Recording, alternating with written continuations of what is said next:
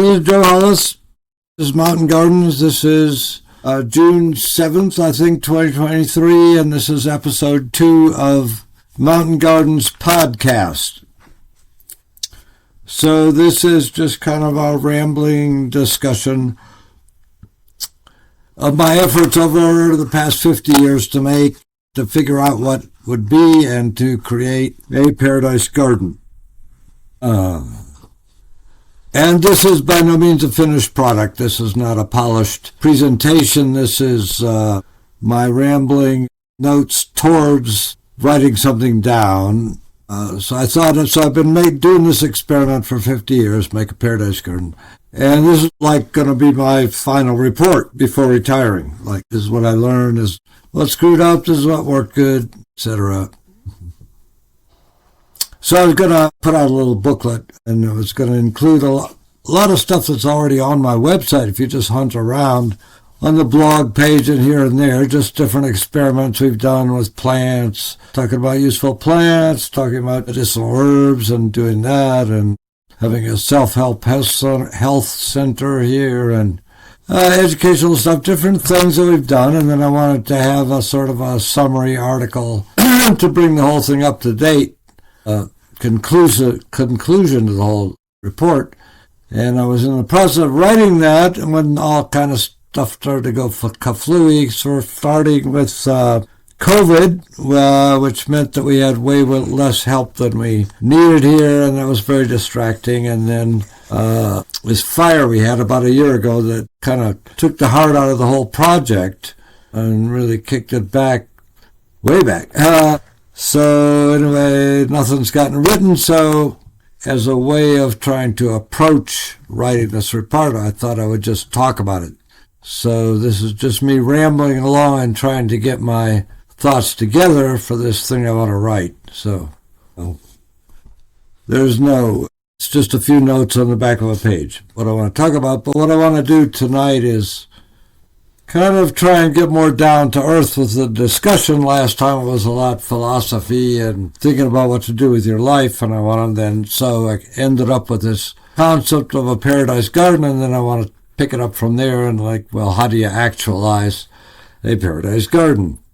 So I try to do this in a way that could be exemplary, that could be useful to other people, and the more other people, the better. If I could if anything I've done with my life could be helpful to, really poor campesinos in Mexico or something, that's great. That's what I want to do. I want to have tried to do certain things in ways that anybody could duplicate with almost no, as long as they had some land and a little bit of water.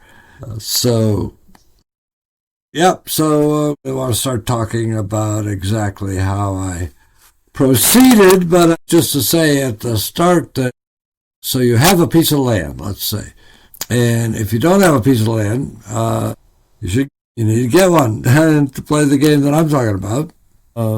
And what makes really the most sense there is to buy it together with some other people. Like economics point of view, buying a little tiny piece of land will cost you way more per acre than if you could buy a bigger piece of land with some other people. And plus, we're social creatures, so that way you would be having some neighbors that at least share a certain percentage of your values, versus just looking for this beautiful, pristine piece of land somewhere out in the boondocks that then if in 5 years you have children, the nearest people whose values you share are an hour and a half drive away. You don't want to get into that situation. So it's really good to own land with nearby to people who you can, who your kids can play with,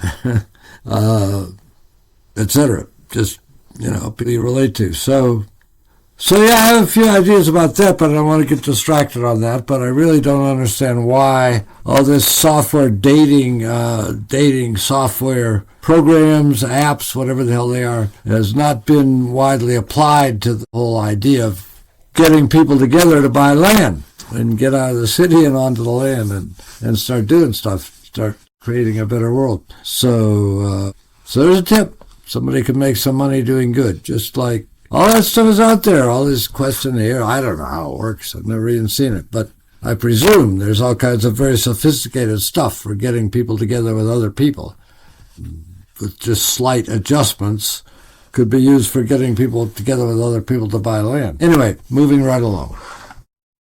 So you got this piece of land. I've got this piece of land. I always want to say we, because I'm always trying to kind of co-opt you into my...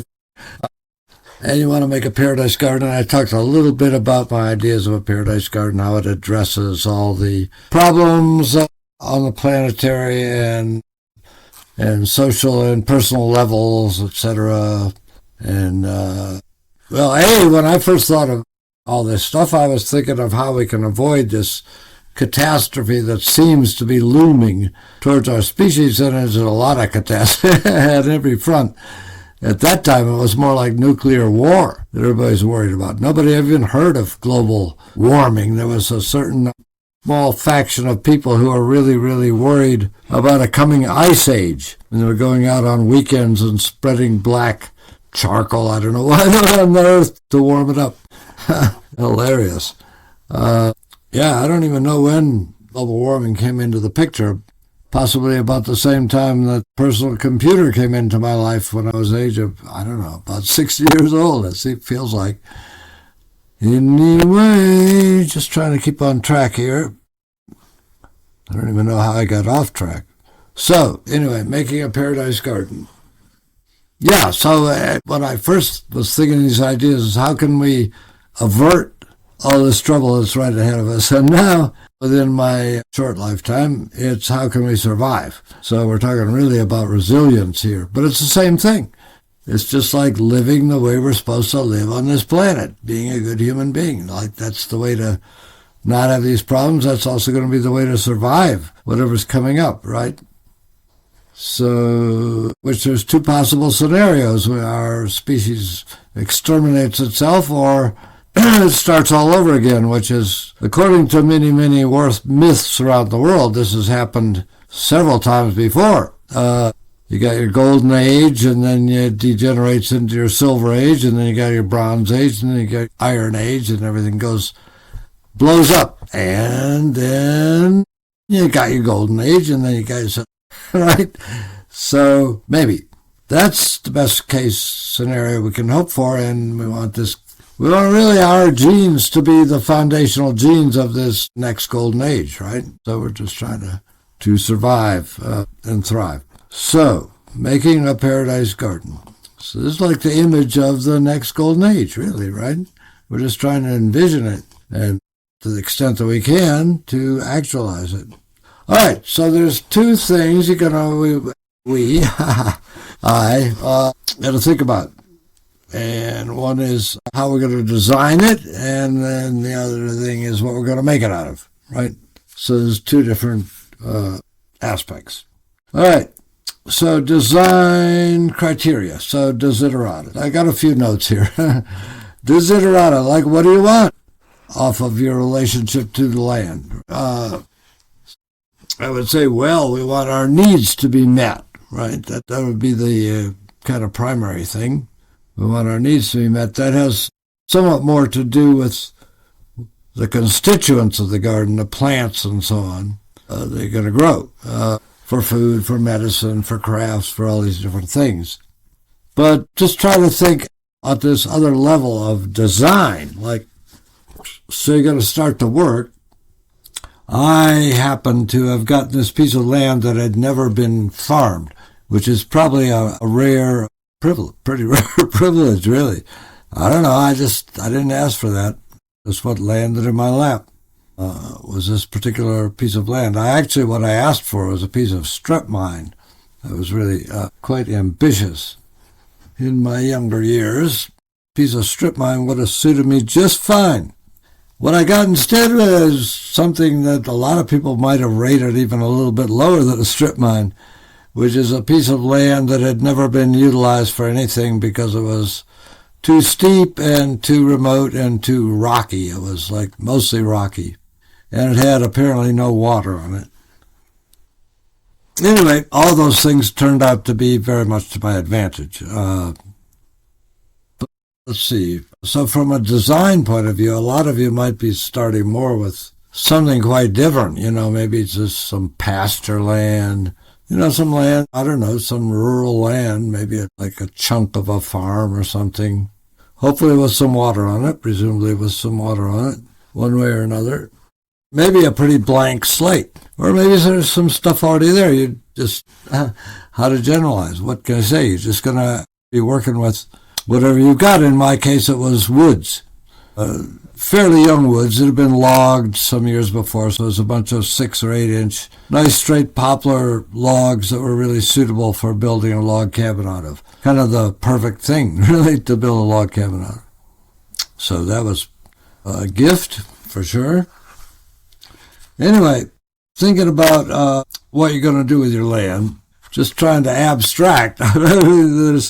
My land is probably very different from your land, but just in an overall general way, any land, thinking about how you're going to approach your relationship to it in terms of what things you're going to change there, what things you're going to preserve. Like, what are your overall, we might say, design criteria, right? So, and that refers kind of to style in a certain way. Maybe that would be the right word. So anyway, when I was thinking about what I want to do with my land, I just looked at what people have done with their land all around the world. I looked at lots of books of landscape architecture and gardens from all around the world and vernacular landscapes, just pictures. I mean, it's so, God almighty, it's so wonderful to see all the ways that people have lived on this beautiful, beautiful planet. I mean, it's great just looking at pictures of the beautiful, beautiful planet, right? And rocks and water and waterfalls and streams and forests, but then also all the human-generated landscapes, terraced mountainsides and fields. And I mean, it's very beautiful what we've done up until fairly recently. The ways that we have farmed the land and so on, orchards and all these different things, of which certainly we could argue about the validity of that from many different respects, but just from a strictly aesthetic point of view, is very beautiful. And aesthetics is really, really important as far as I'm concerned. You're trying to set up a situation where you're going to spend the rest of your life. Aesthetics is kind of, for me, would be at the heart of satisfaction of living on this planet. Really, is that it is so beautiful, and to surround ourselves with beauty, because certainly the works of man have been pretty repulsive in recent times, in a lot of cases. So it's nice to focus on the beautiful, for sure. So looking at all these different styles of landscapes, and that's just something you could do. When I was first getting started, I used to every winter go and just bury myself in the library. The college library wasn't that far away, and it was great because I could go back and live at my parents' house for a couple of months in the winter and bury myself in the library looking at all the ways that people have lived on Earth, kind of in vernacular level. Different cultures, different societies, how they grew their food, how they built their houses, because they took all their resources from Gaia, right? So these are just all these millions of examples of how to work with Gaia to create a beautiful and satisfying and basically a paradise garden lifestyle, or, looking towards it. I just rebought a book that burned up in my fire that I slowly starting to pick up key text, The Forest Gardens of Candy and Other Gardens of Complete Design, by D.J. McConnell. You can get it on paperback. Wasn't all that expensive. Here, the bill is still inside of it. Cost me $52.82. It's about 3 times more than I paid for it originally. Anyway, Other Gardens of Complete Design. So that's an image of a paradise garden right there. Really good one. It's actually a great book. It's got a whole kind of history of the concepts of alternative forms of agriculture, which nowadays people would call permaculture, probably. Gardens of complete design, where you're incorporating the trees and the shrubs and the ground and the water plants and the fish and all the different levels of plants and all meeting your needs out of it all, right? Diversity. So that would be a model. There's lots of models, and I looked at all these in a lot of great books, and I owned a lot of them once upon a time. Just nice picture books and drawings, maps of gardens and so on. And you can look at it from all different directions. Books that will show you sacred landscapes of the world. That would be another dimension to look at.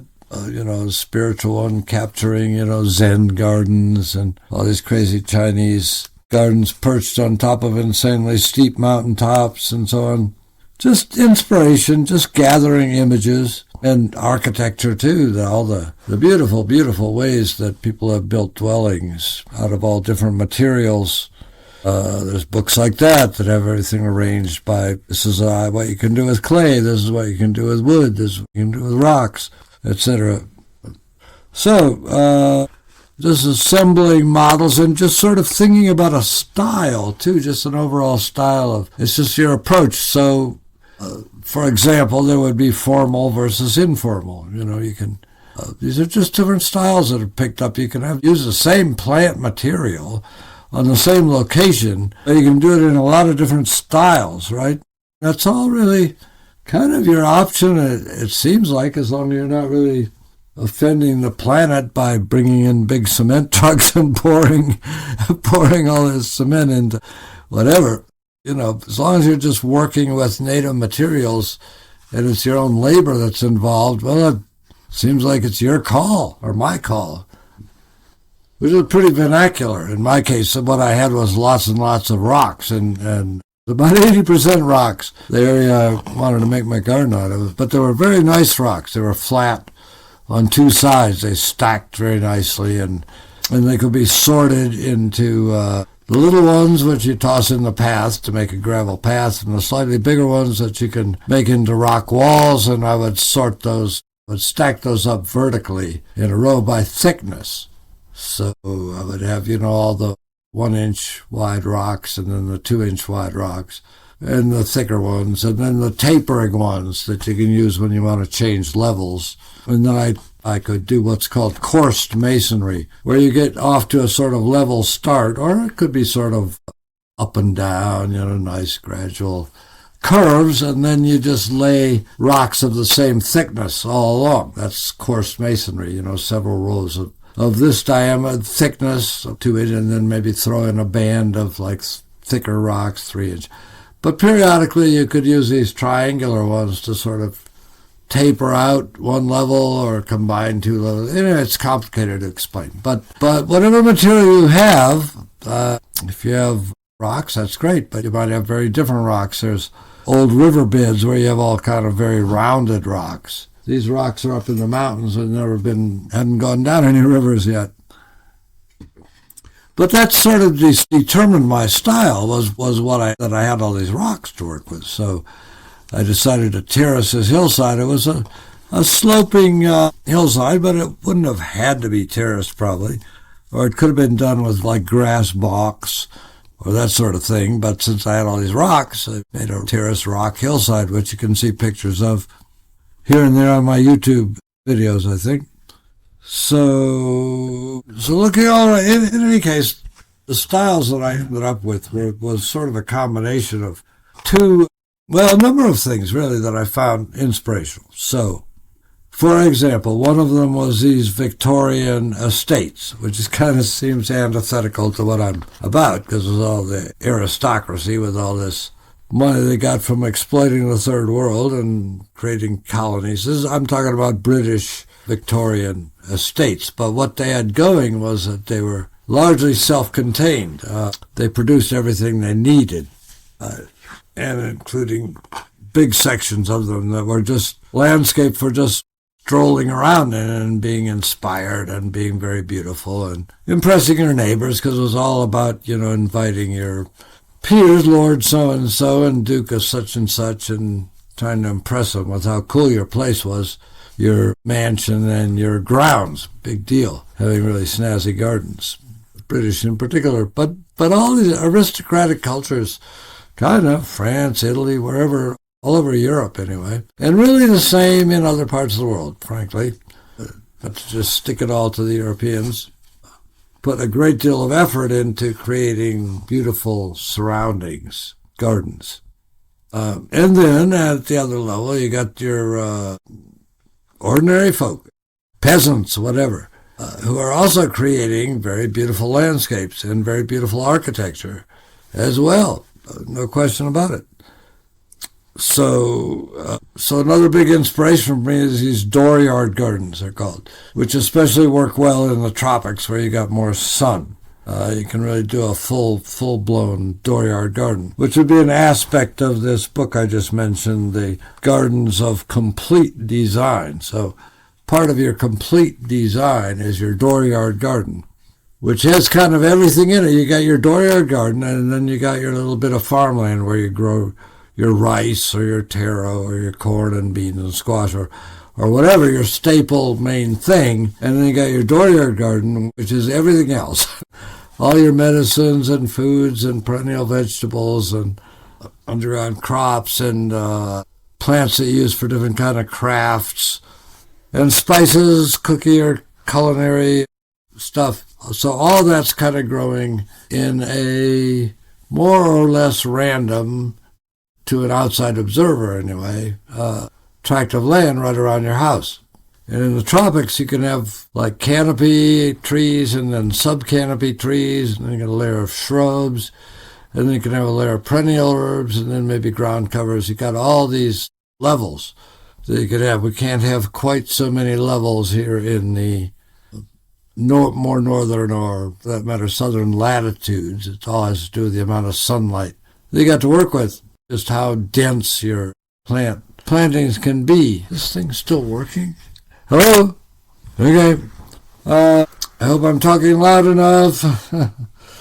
So these are all issues to think about while you're getting ready to work your land. Whatever you bought, you might want to just put in a year into cover cropping and getting in a good condition and just getting to know it before you do much of anything else anyway. Just be acquainted with where the sun melts in the springtime, if you have snow wherever you live.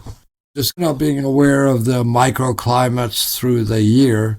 That's all really good stuff. And while you're making all these observations and not doing anything too consequential yet, you could be thinking about these issues about design and assembling models for yourself. So other models that I assembled for myself were, I said these Victorian gardens, mainly because they were so self-reliant. And yeah, it was a class thing. And, these are super wealthy people and everybody else is their servants. But I had the idea that, well, what if the servants just staged a revolt and took it over and it became a worker-owned cooperative? And they get to enjoy all the goodies of, having pineapples in the middle of the winter or strawberries any month you want, and like all this stuff. Of course, it also relied very largely. They weren't burning gasoline. No, they weren't doing that. That's good. But the whole thing relied on horses and basically horse shit. All their very elaborate gardens and even some of their heating for the greenhouses and so on all had to do with all this horse shit they had to work with, which, of course, we don't have at this particular point in time. So that's a little issue there. So that was a model, but a better model for me is Chinese gardens. And in general, I have to say, I think I'm a reborn Chinese person.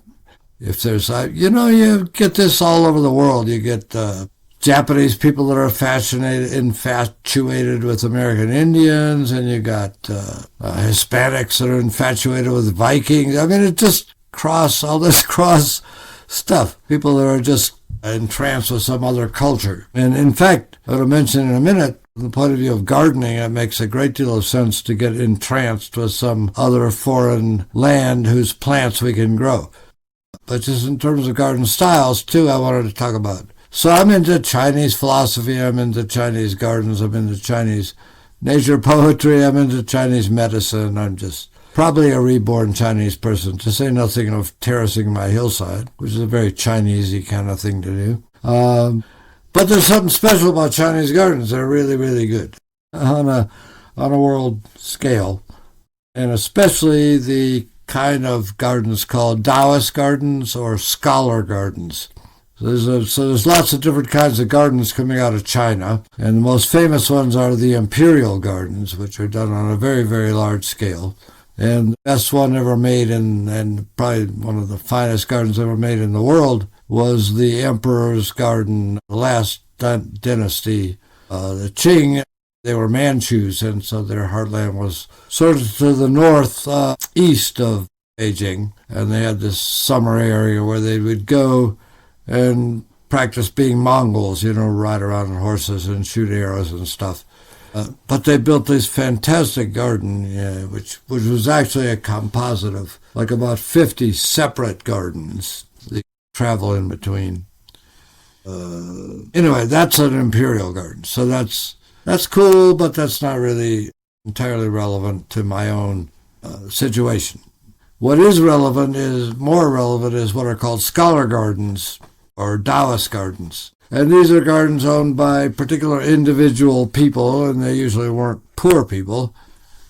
We don't, unfortunately, have very much information about the kind of gardens that poor people were making, that the peasants were making. We have the gardens that these kind of middle-level people, they were probably working for the government. There was only, either you were a farmer, or you could be a merchant, or you were working for the government. There wasn't really a whole lot of private enterprise. I'm sure there was some, but so most of the educated people pretty much all work for the government. So those are called the literati. And either they worked for the government or they moved in the same whole social circles. They were the same group of people. The literati. And they are responsible for all this Taoist painting and the poetry and the literature and all that stuff, the higher culture, I suppose you'd say.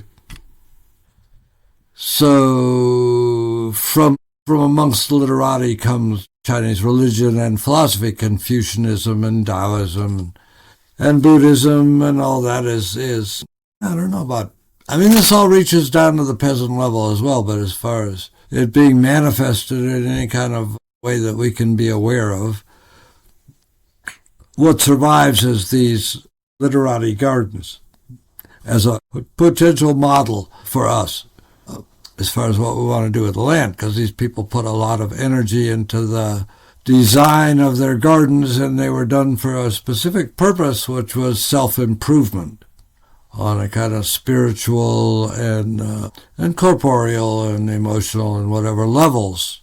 The garden for self-development. So this was yet one more way to define a paradise garden, is a garden that has a perfect kind of energy which you need to become a perfect, complete human being, what the Chinese would call qi.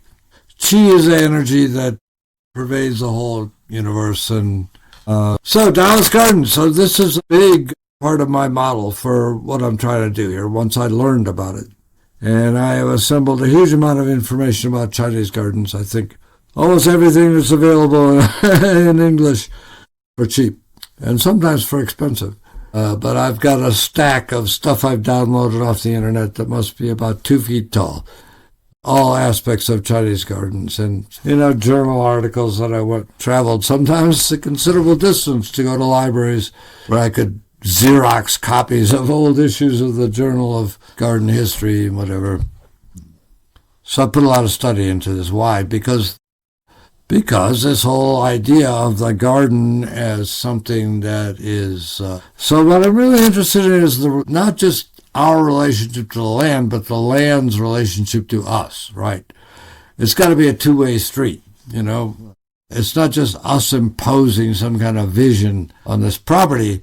It's like our craving for what the land has to offer us, okay?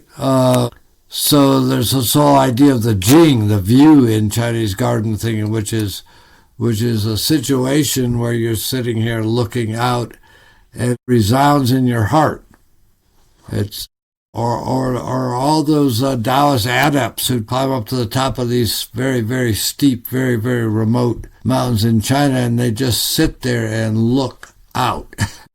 That's meditation.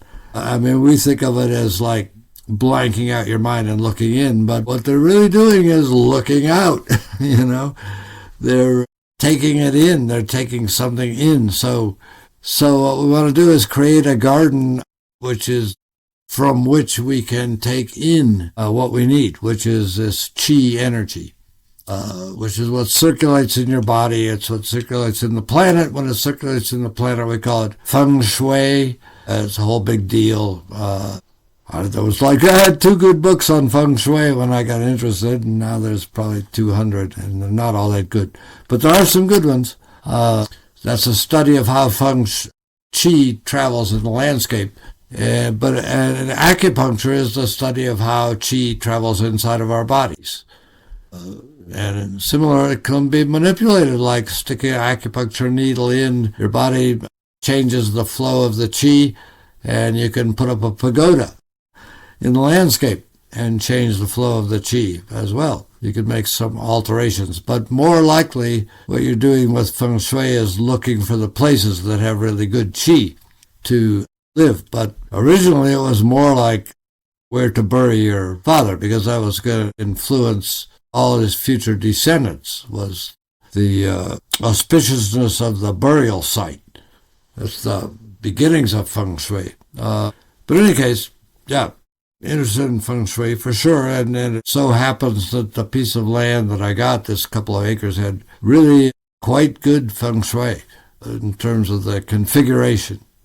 With the high mountain at the north, and then there's the black turtle and the white tiger and the red bird at the bottom, that's the south, and blue-green, forget what.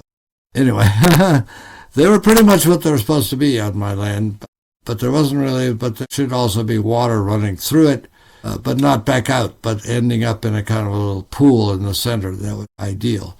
So the energy is coming to you, but not leaving away from you. But my feng shui is pretty good, but really you just got to deal with whatever feng shui you got. There are ways to compensate for bad feng shui, for sure, by landscape design. But the whole idea is setting up an environment which has really excellent qi, because we take in qi from our surroundings. We take it in from our food, from the air, so most of the qi tonics are either for the digestive system or for the respiratory system. But we also take it in just by living in an area. We absorb it from the environment, you might say. So a lot of these ancient Chinese adepts and monasteries, it was always like getting as far back, remote from civilization as you could, because the farther away you got from civilization, the better the qi was, basically, which is really a terrible thing to say about species. But that seems to be the situation. So you got all this great wilderness poetry. There's a really good book by David Hinton, translated by David Hinton, called Mountain Home, of Chinese wilderness poetry, but within what's called shan shui poetry, mountains and water. And sometime in the future, I'll talk about a really excellent book by Francois Julien, basically about the difference between the Western concept of landscape and the Chinese concept equivalent, which is water, mountains and water. Like, that's 2 really different ways to think about nature. Landscape is like, for one thing, it's just a little part, and it's visual entirely. It's like it hold up little frames. People used to do this. They'd go out and hold up a little blank frame to try and imagine a little segment of the earth as a postcard. That's landscape. If you think the world is mountains and water, that's a whole different philosophical perspective. So we'll talk about that at some point, but not this minute. But mountains and water is what a Chinese garden is made out of. It's rocks, water, buildings, and plants, more or less in that order. So you got rocks, which is earth, and Wait a minute. Heaven, earth, rocks, water. Yep. So rocks and water is the yin and the yang. Rock equals a mountain. Water equals an ocean, whatever.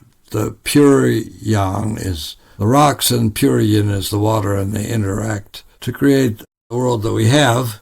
Now, like a lot of people, and probably including me, might have put plants next, but the Chinese put buildings next, because the Chinese big trio of what the world is about is heaven, earth, and man, or excuse me, human. So that's just how they think. We don't have to agree with that. We're welcome to put the plants next and then the buildings. But in truth, these classical Chinese gardens, and the best of them are in Suzhou. It's a UNESCO World Heritage Area. And I hate to say it, but I mean, I would love to visit any of these gardens, but they've been totally, hugely big time turned into tourist attractions, all this stuff. And they're probably just clogged with people, and I don't even want to think about how those gardens probably are, unless you could somehow sneak in there at 5 in the morning, maybe. But you can see plenty of pictures of them. Plenty pictures and videos even and stuff. And the whole concept of these Chinese gardens. And it really is rocks and water and then buildings and then plants. Plants are not featured in Chinese gardens. Rocks are much more featured in a lot of, at least that style of gardens, including really crazy contorted rocks that different emperors practically bankrupted the countries, dredging these rocks up from under certain lakes. In China, they're limestone, and they're wildly and insanely carved into curves and holes and twists and turns, and they look like, to the Chinese, they look like the world captured in the process of becoming. This is like qi in action, making the world kind of frozen for an instant in time, all this swirliness, because qi is also one of the reasons qi is to be sought in the mountains, and we'll talk a lot about mountains in Chinese medicine. In Chinese garden and thinking and whatever, mountains is very big.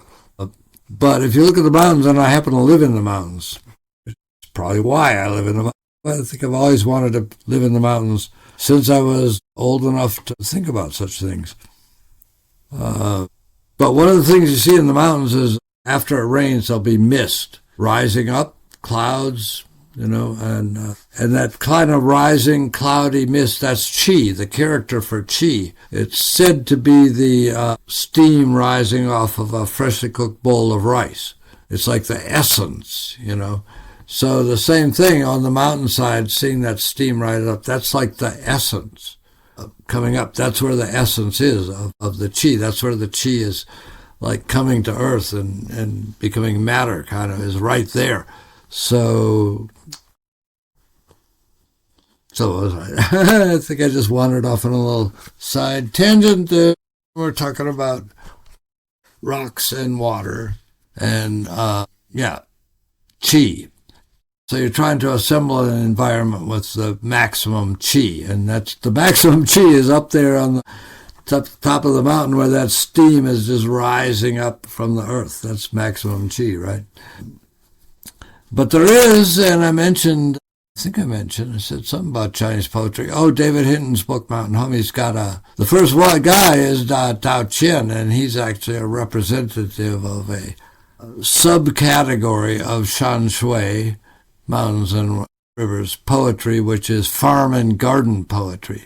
So this is another really cool thing about Chinese culture, is this whole idea of farm and garden poetry and recluses, what we might call hermits, except they're a little bit different from Western hermits. That is to say, they might be married and have kids and even live in a village of like-minded people. That is to say, literati dropouts. So you did have literati dropouts who said, the hell with it, the whole system, and they moved back out to the country and became small-scale farmers. So we got these two different things going on with China. We got these literati gardens, which are made by fairly wealthy people with servants, a lot of workmen to build all these cool little pavilions and buildings. Because that's what a Chinese garden is. It's like a mixture of, there'll be a pond, there'll be a water course, there'll be But there's buildings all over the place. Like this one is a library, and this one is a tea house, and this one is for meditating in, and this one is for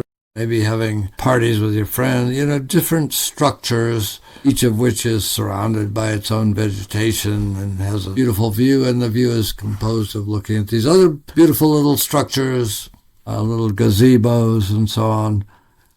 So it's a Chinese garden, and you can look at lots of pictures of them and see maps of how they're laid out and so on. But there's also just this whole other tradition, farm and garden poetry, of the hermits, the recluses. And as far as what their landscape looked like, we really don't know.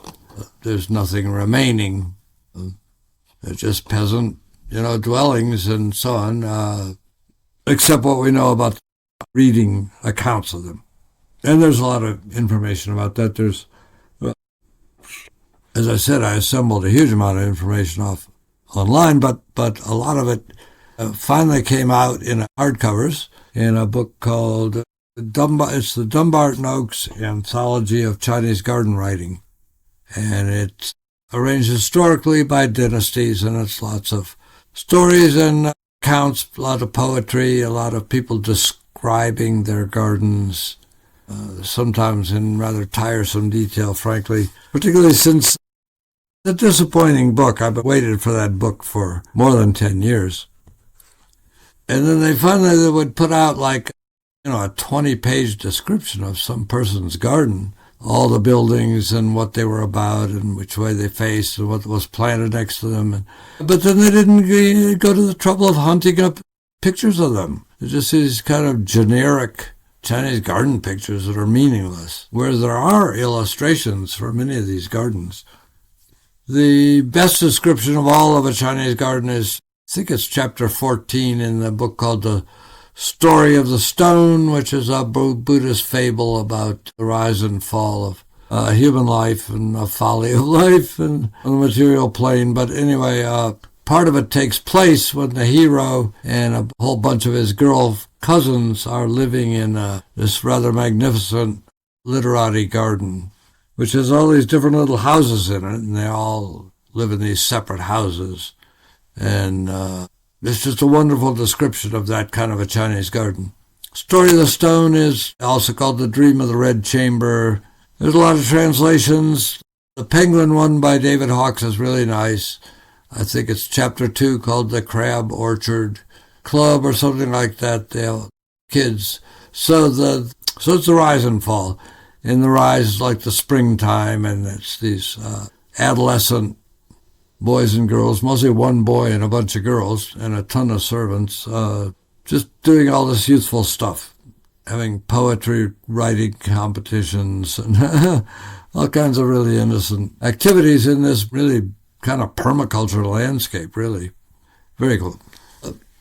So how do you make a garden with perfect qi? Well, for one thing, you have a boundary around it. So you want to kind of confine this energy, and that's kind of the definition in the West also of garden. It comes from the word guard. It's like an enclosed space. That's what a garden is. That's how you start the definition, an enclosed space within which you do such and such for growing plants, or whatever you want to say. And then you try to have a perfect balance of qi in every direction. So you want to balance all the energies. You want to balance the yin and the yang. This is what being a healthy human is about. You got 5 organs, your heart, lungs, spleen, liver, kidneys, and they each have to have a balance of yin and yang. So in the garden also you want to have a balance of yin and yang everywhere. So it's a balance of rocks and water. And it's a balance of, well, all these aspects of yin and yang, high and low, warm and cold, shady and sunny, I don't know, steep and shallow, dark and light, male and female, whatever the kind of yin and yang aspect there is. Whichever one can possibly be applied to the earth, you want to do that. You want to have a balance of wetland and upland, kind of more dry situation. So at one point I was trying to work out these hexagrams, which you could use to define your habitat, and then you could apply the same hexagrams to the plants, and then that's how you could put the right plant in the right place. That's a fun conceit. Maybe somebody can work that out someday. It was nice to play around with. But it's all these yin-yang axes, is what the earth is, really. Fertile, infertile, sandy, clay, as many as you want to think of, acidic, alkaline, like I said, sunshade, north-facing, south-facing, if you can manage to have that. So you want to have as many of these as you can, and you want to balance them out, and you also want to balance the seasons, like the enjoyment of the seasons.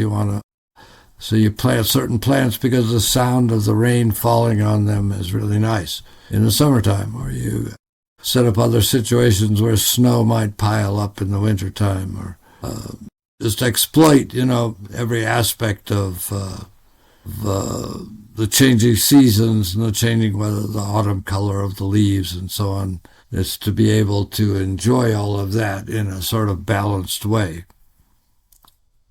So that would be creating the garden of optimum chi, and then the things you do in there is write poetry and play your lute and meditate and do tai chi exercises maybe and do painting and just kind of walking around and just enjoying the scenery from different directions. So these gardens would be kind of designed to have, they're strolling gardens for sure. They're gardens you walk through and you have a changing view as you go along, and in a lot of cases, views would be actually sort of framed up. There'd be like walls with just little windows in them that would frame specific views. And then there'd be little kiosks at certain strategic locations where you could sit down and conceivably make a cup of tea for yourself or drink some wine and just enjoy a particularly fine view. So there'd be books like the 35 best views of such and such a garden, right? Like postcard stuff, kind of. But it's just all aspects of enjoying the experience of being there. That's what you're going to be doing for the rest of your life. So you're trying to set up a situation where you are really going to enjoy being out in your garden and doing things. So those are some aspects of, so that's another possible design model, but there's plenty of others, all kinds of other cultures all had their own ways of making, like what was the optimum garden, right? So in a lot of cases it involved having a lot of money, like these Italian gardens with really quite elaborate stonework and so on. Anyway, these design concepts can also always be adapted. They don't have to be hooked into being wealthy nobility, even though what survives tends to be the visions of this nobility of whatever culture, right? But we can still appreciate the aesthetics, because this is like people who put a lot of energy into like trying to figure out what is really satisfying at a very deep level. Like if you had unlimited resources to put into your land, what would you do? So we don't have unlimited. What would you do? And then you figure out how you can create the same results without unlimited resources. That would be the challenge. It's a fun way to think about it. All right, so what do we talk? Different models that I personally was looking at when I was thinking about how to design my land. So Victorian Chinese Taoist dooryard gardens I talked about.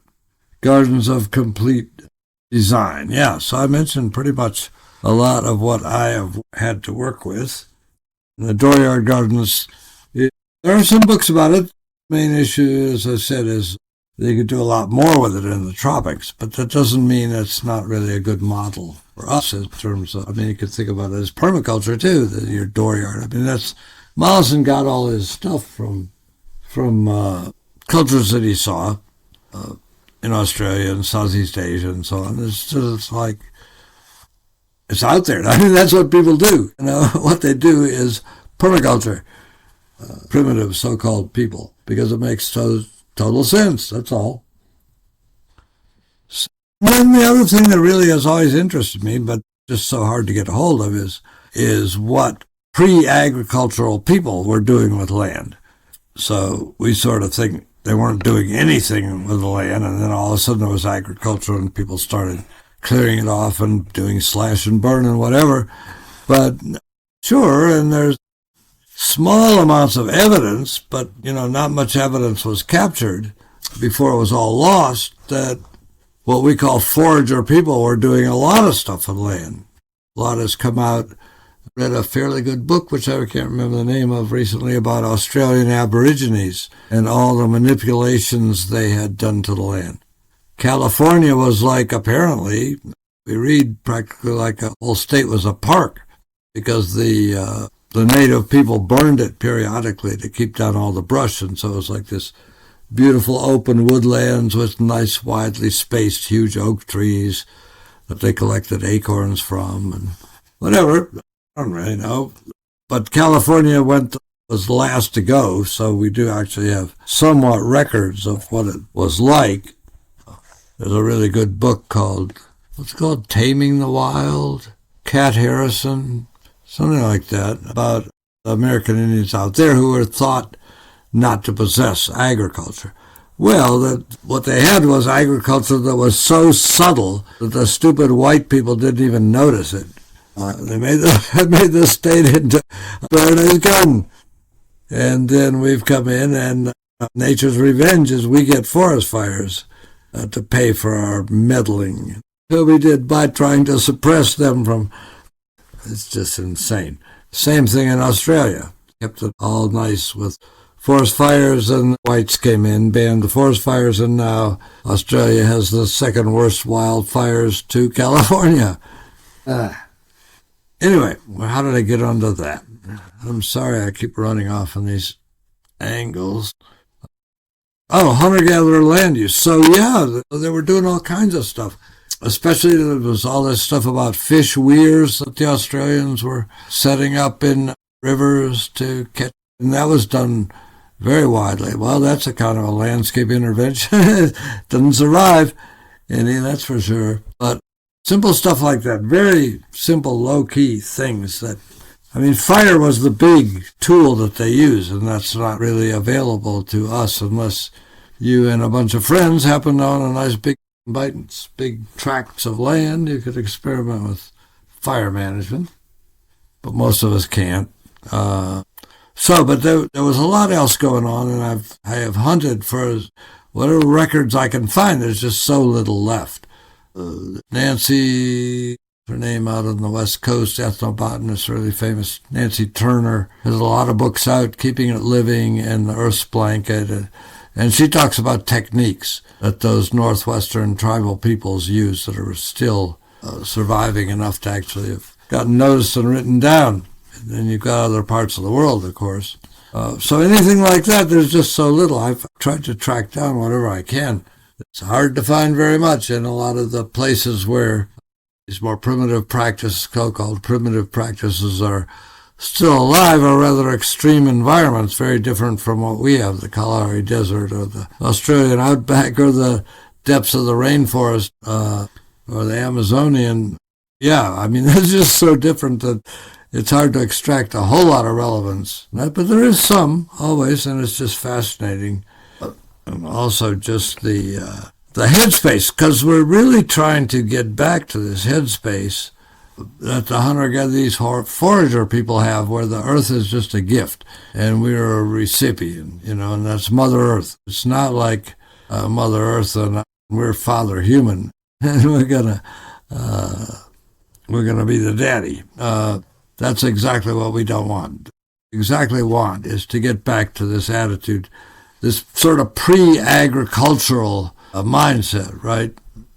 So it's the whole idea of trying to work my way back to being the hunter-gatherer on my own land, a forager, where everything is just happening. And of course the challenge is we have way too many people, so just a limited amount of land each if we want to try and do that whole live on your share thing that I talked about. Anyway, it's like it's this whole game I've set up for myself, right? With rules that I'm trying to play by. So, like I said, each life is one experiment, so this is mine. So I'm really trying to, get back to this whole idea of, going out and making the garden every year, and clearing off the land and planting these rows of vegetables. We do that for sure. But I'm trying to gradually, as much as possible, work my way away from having to do that towards things that are just producing themselves, which works great for at least 3 months of the year. Like we're overwhelmed with all these wonderful greens, too many different ones to eat, to enjoy. But, on and on towards like storage crops and protein and those kind of things. That's like just extending that, how far we can go with it. No, lots of people working on that for sure. And so are we. So those are all design criteria, like different images that I particularly worked with, but you might assemble your own personal selection. And as far as, and I think it's really good to be hooked up with another culture somewhere else in the world.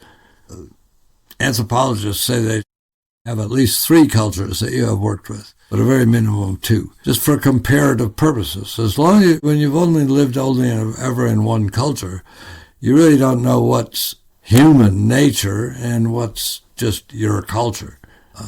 Once you see 2 cultures, it puts things a lot more in perspective, and if you can get 3, that's really, really good. But just to have 2, but also in terms of gardening, just in terms of plants. So I think one would want to pick out another area of the world where the plants that grow there would grow where you are.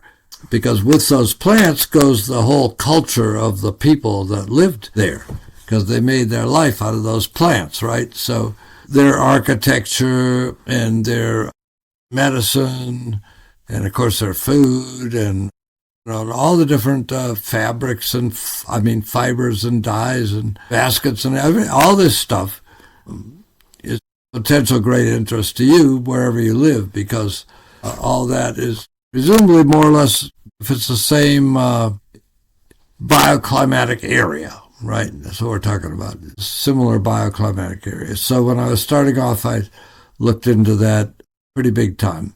What were similar bioclimatic areas to where I live? And there's information online. There's a world map of bioclimate areas.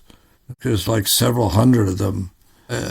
Get to it from the National Geographic website, and I think also from the World Wildlife Fund website has it. And all these bioclimate areas, each one has a separate 3 or 4 page report describing it, and you can look at the map and you can pick out, because they're arranged by color. Blue is cold and blue-green and gets more temperate, and then the reds and yellows are kind of more like deserts and dry lands. And just by looking at the map, you can kind of pick out what part of the world resembles the part of the world where you live.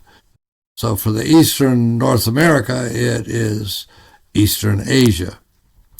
And in fact, and plus there's a further dimension, quite separate, so that's just bioclimate, temperature and rainfall and the combination, not just temperature and rainfall, but what temperature, do you have your rainfall in the winter or which is a Mediterranean climate, or in the summer, which is a certain temperate climate? That makes a big difference. So there's all these climatic classification systems to put all this together, which we can easily look at. And then you have this, so that opens up all this stuff about not only other plants we can grow in our gardens, because as I said, the whole problem with trying to be a hunter-gatherer in your own garden is that you need a whole lot of land to do that, and my solution to that was to enrich the land that we have with more and more and more useful stuff. So right off the bat, you're going to want to assemble on your land all of the native plants that might be useful, the perennial wild food plants, the medicinal herbs, etc., etc. So assuming you've got all that, and then if you want to still do more enriching, well, where can you do but look to other bioclimatically similar areas in the world? So for me, that would be Eastern Asia, Japan, Korea. If I was further south, that would be more different. That would be more maybe down towards Southeast Asia, possibly the Indian subcontinent. As you move towards the tropics, you have much, much wider selection. And still we have East Asia, and to some degree Europe, is not all that different of a bioclimate, and the Pacific Northwest is also has similarities. For some reason, a lot of that Pacific Northwest stuff just doesn't seem to want to grow for me, but maybe I just haven't tried hard enough or figured out the key yet. But these are all areas to learn about, and like I said, it's fascinating to learn about the cultures of the people who lived there and the ways that they interacted with their environment, like what kind of landscapes were they creating, etc. So this is all really fun stuff to do. This is all on the design, thinking about, building style, materials. Okay, that's all that. And all right, so I'll talk a little bit more about the plants. So then once you have some concept of how you want to design your property, and, thinking about where you're going to put your paths and like what. I mean, it's a lot about microhabitats. So in terms of analyzing your property, I was just talking about kind of overall design criteria, but that also refers to how what your property has to offer. So you want to really look at all so to have a diversity of plants, what we want is to have a diversity of habitats, right? So that's all these yin-yang factors I was just talking about, sun and shade, and wet and dry, and high and low, and north and south, and fertile and not so fertile, and alkaline and acid. So you want to think about your property in terms of these aspects. And even if it's not much of an aspect, still it can be emphasized perhaps. So you have a little slight dipping area where, maybe some water collects when you have a huge rainstorm and stays there for an hour or two or whatever. These are all areas that can be moved in the direction of being such and such, or you've got a little cluster of little dinky saplings, but they can turn into trees over the course of 10 or 15 years, and that can become a shady area. So you want to factor all that in. So you're looking for the maximum amount of diversity of habitats. So that's also a design aspect. That's more like not just an overall design principle, but just what your particular piece of land has to offer in that regard. And that would even include things like the north side of your house, or the south side of your house. I mean, that certainly is very, very distinct habitats that have got to be factored in. And all that's going to be factored into your path network and your circulatory system and how you're walking around and where you're going, what route, if you're going to have chickens, then this is the path to the chicken house and you're going to go out there every day or whatever kind of thing. Anyway, we can go on and on and on. Let's just move to something slightly different here in just a second. Hang on. Oh. So then the next issue to think about, for me anyway, was the plant material. What actually going to be the plants that are in this garden. So the way I went about that is looked at these bioclimatically similar areas, and then I started reading about the vegetation of those areas with respect to plants that people used, compose their lives out of. So like I said, I used to go down and spend a couple of months in the middle of the winter more or less in the library, pretty good university library, just reading about all this stuff and looking at these areas. And as I said, it was in a lot East Asia, China, Japan, and then Korea, but also Europe. So looking at ancient, and medieval cultures in Europe, and how peasants in different parts of Europe utilized the land, the landscapes they created, and the vernacular architecture, and all the other aspects of how they use plants. And I just read a lot of books, everything from very large-scale stuff to Tanaka's Encyclopedia of Edible Plants of the World, or Sturtevant's Edible Plants of, is it North America, or is it the world? I forget. On down to more specific things, especially like Cherokee, Cherokee medicinal herbs and Cherokee food plants, and but also other cultures, vegetables of the ancient Chinese or the medicinal herbs that I knew in northern Japan, tribal level stuff, just anything I could find. There wasn't really so much back then. Now a person couldn't really assemble all the information, but I kind of read everything there was to read about cooking in medieval Europe. Now you couldn't possibly do that. There's so much more information. Or the vegetables that people around the Mediterranean eat in the wintertime, which is some people think the whole health secret of the Mediterranean diet is that they eat a lot of wild food around the wet Mediterranean. Some of which you can grow where I live, some of it can't. So yeah, I looked at a couple of 100 books, and this was pre-laptop, pre-computer, pre-personal computer. So what I did is get the biggest book I could find, which is called Hortus Third. It's a huge encyclopedia-sized book with the names of lots and lots and lots of plants, although not all of them. And then I gave each book I read a code, like a letter inside of a circle, and it was for medicinal it was red, it was for food it was green, it was for everything else it was black. And then if a plant is mentioned in a certain book, I put that initial next to that plant in my big master volume. And then, and gradually, after I read like a couple 100 books, and sometimes I would just not do a whole lot more than just go through the index and pull out the names, but mostly I would read about what the plants were used for. There would start to be big clusters, like plant that's practically just a weed. I don't even know. Yeah, it was in Hortus Third. Chickweed, a plant of utterly nondescript little dinky thing that grows on the ground in the wintertime. It would have this huge cluster of letters because it's edible, it's mentioned in almost every wild food book, and then it also has a number of different medicinal uses. So gradually it would become obvious which plants were widely used in different parts of the world. This plant is used like nettles, it's used, or ramps, all around the world, some of these things, and for a lot of different purposes. So it just became evident. So what I was looking for was to assemble a list of the 1,000 most useful plants that I thought I could grow in my garden. I never did assemble that list. I made many false starts, and I got pretty close. I've got a huge database somewhere on my laptop. I think it was very close to 1,000 plants. It was all kind of it's part of a game, this game that I'm playing. So 1,000 not too many, by the way. 10-year-old kid in a hunter-gatherer society knows 1,000 plants easily.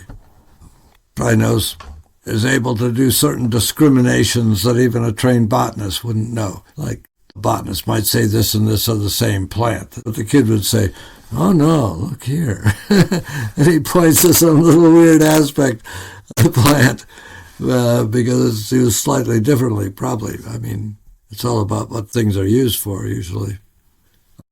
So there's not too many to shoot for sure.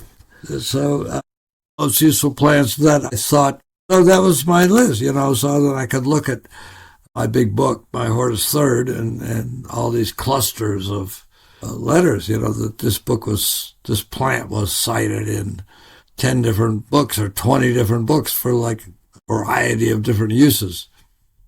So that's kind of how I assembled this list. And it should have been, we talked about recording it, putting it in digital form, and it never happened. So it goes. It was a great learning exercise. I suggest everybody do something like that.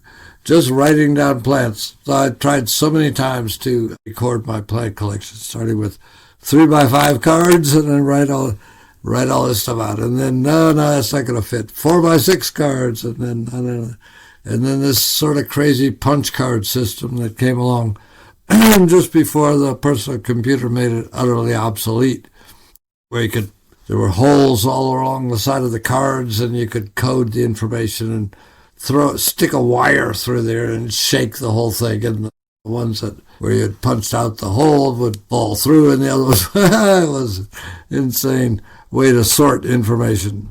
I did all that, but just writing these names over and over again, 10 different false starts. That's a way to learn for sure. I learned a lot by just re-entering the same data 4 or 5 times. Yeah. So, yeah, a lot of stuff from East Asia. So I started to focus on kind of reading about plant uses in East Asia. And I gradually ended up that. And so this is like an economic thing, too, because I wanted to talk about the fact that to make a transition from civilization where all your needs are made by money to this theoretical future point, which we'll probably never reach in our lifetimes, where all our needs are met from the earth, we're going to go through a transition of needing gradually less money while we fill gradually more of our needs from land, right? So, nevertheless, we do need money. So for me personally, this whole thing about having this relationship with the Chinese plants as alternative things to grow, the medicinal herbs and the medicinal and edible stuff and other bits of Oriental, that is added a lot to my income source. So my income dollar source has to do with the fact that selling plants and seeds in a lot of cases. And in some cases, actual products, but I have so little land that I don't really generate a lot of like dried herbs. Some, a little bit. And we can make value-added products, which is what we typically do if we grow things. But, so this just adds to, so by adding to your diversity, both for the point of sustaining yourself now and into the future, you're also adding to your opportunities to earn some money, is what I'm suggesting.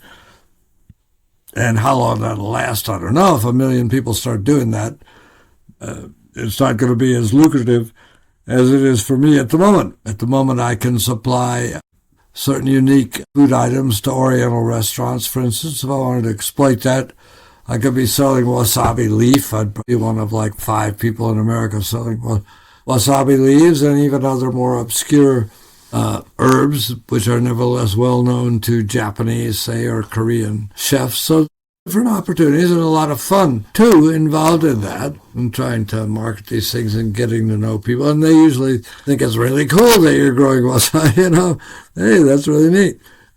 So there's some rapport there. Just all different possible directions you can take it in, ways that you could exploit the possibility of making some kind of relationship with some other culture in some other part of the world, based primarily on the bioclimate, the idea that you can grow these plants and you can cook these recipes and you can build with these materials, maybe. So, yeah, it's just a fun aspect of the whole thing. So, what else was I going to say? These days, so of course you're going to start with the number one thing you want to do on your piece of land is grow all of the plants that the people who used to live there used to live on. And it's not too complicated to figure out the potential natural vegetation of your area, like would have been growing there before it became whatever it is now. And certainly looking into the history of your piece of land would be a very interesting thing to do. My land doesn't really have any recorded history. It was just never really used for anything, and it was kind of not in a really big American Indian location. It was kind of remote even for them. It was kind of an intertribal area. It was on the edge. The mountains up behind me were the boundary wall of the Cherokee Nation. So, I mean, it has its own vegetation history. It's probably been logged 3 or 4 times, but never really done anything with it, and it just grew back up again. Some of the nearby coves where there wasn't quite so many rocks, people stacked up all the rocks to try and get more grazing for their animals, and you see these big mounded rock piles way back out in the woods, but there's not one on my property. I think the rocks was just too much for them. But in any case, whatever the history, human history was, there's the potential natural vegetation that would have been there. And that has probably been mapped out, and that probably would not be too hard to discover.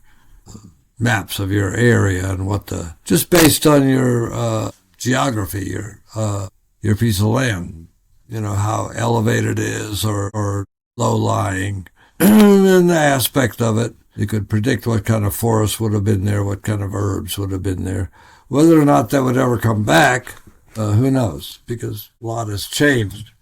The hydrography and certain key species like around here, the chestnuts, which were a dominant part of these forests, have totally disappeared and other stuff like that. So who knows whether they ever come back, but it would be a starting point, would be to know your potential natural vegetation and also to know about the Indian, the Native American peoples that were there and, what was their architecture, things did they use for what kind of purposes. There's a terrific book called Native American Ethnobotany by Daniel Moorman, and I think the whole thing might be available online for free, but you can look up any plant and it will tell you all of the recorded information, ethnobotanical information about every tribe that used it and what they used it for, including a very big breakdown of, maybe 50 different subcategories of medicinal use, for example.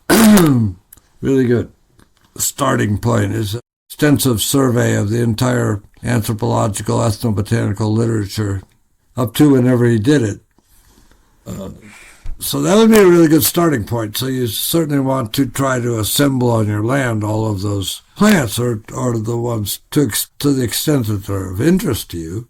I mean, unless you're some kind of nutcase like me that wants to make a whole botanic garden, really you're just going to want to assemble the plants that are going to be useful to you personally. So if you have this health problem, you can bring in these plants, and if you don't have that health problem at all, then you don't need to bother to grow those particular kind of plants. But you're also going to be looking over to Europe, which is where our herbal medicine tradition comes from, and a lot of our wild foods as well, and just look at what kinds of plants people were using in ancient times. I mean, if you're living out in California, you can really look at the whole Mediterranean. You got a Mediterranean climate. That's a whole lot of really cool stuff to look at. Food-wise, cuisine. I mean, we have ancient Chinese, Roman cookbooks. We got all this Egyptian material. So phenomenal. To say nothing of all the plants mentioned in the Bible to think about. Those would all be working up your own personal list of the plants that you're going to compose your garden out of. It's a very, very fun project if you like reading books. Anyway, I don't know how much of it's available online anymore, probably quite a bit, but you're still reading after all. I'd rather read a book than a computer screen personally, but maybe things have shifted to where people feel the other way. Where are we going here? East Asia, Europe, Western North America, there's quite a bit of information from Nancy Turner. So you're basically trying to assemble your personal want list of plants to grow. And you're going to end up with, trees and shrubs and herbs and annuals and all the different categories. So then you're going to be feeding those into this overall kind of design criteria that we talked about. So that's the kind of the two aspects of. And then comes, once you've got this list of all these plants you want, then comes finding them. And that's just, nowadays that's very much facilitated with the internet, for sure. Shopping for anything has gotten so easy. But there's lots of specialist nurseries. I ended up going to botanical gardens a lot. I ended up pretending to be a botanic garden. It might be that's getting more difficult to do. I put out Botanic Gardens Exchange, something called Index Seminum, which means a list of seeds. And it's all done for free, complimentary, and they send out lists of the plants. It's basically just a whole bunch of Latin names arranged by families. And you just pick out 25 that you want, and they'll send them to you for nothing. And so I made up my own little botanic garden list and sent it around, and sure enough, they sent me theirs by reply. I don't know whether any of this is relevant in this day and age or not, but another really good group if you're looking for obscure plant material is the American Rock Garden Society. That's all kinds of eccentric plant collector people collecting all kinds of strange things. That's how I first met Robert Newman, the main other person growing Chinese herbs in America, because I saw that he was offering, you have to offer some seeds in order to get some seeds. And there's seed exchange. Most of these societies have a seed exchange. anyway, that's just another little angle to survive, to pursue. And I'm sure online there must be all kinds of groups of people trading seeds around permaculture and so on, very hot.